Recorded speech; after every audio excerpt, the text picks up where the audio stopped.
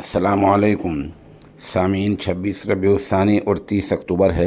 आज की ख़बरों की शुरुआत इमाम दोहा कतर कारी अमीर आलम कासिमी की तिलावत कलाम पाक से की जा रही है।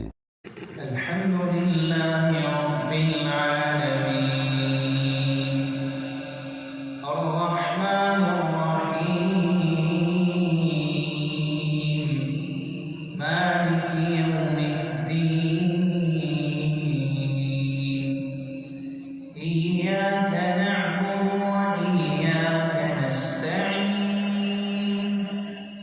اهدنا الصراط المستقيم صراط الذين أنعمت عليهم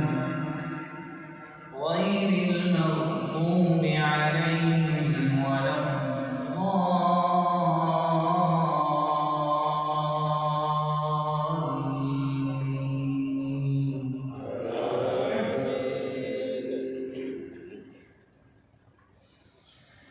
إن في ذلك لعبرة لمن يخشى أأنتم أشد خلقا أم السماء بناها رفع سمكها فسواها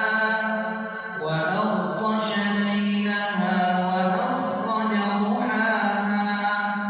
والأرض بعد ذلك دحاها أخرج منها ماءها ومرعاها والجبال أرساها متاعا لكم ولأنعامكم فإذا جاءت الطامة الكبرى يوم يتذكر الإنسان ما سعى وبرزت الجحيم لمن يرى فأما من طغى وآثر الحياة الدنيا فإن الجحيم هي المأوى وأما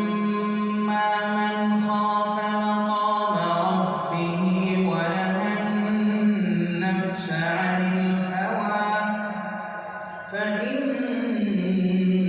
الجنة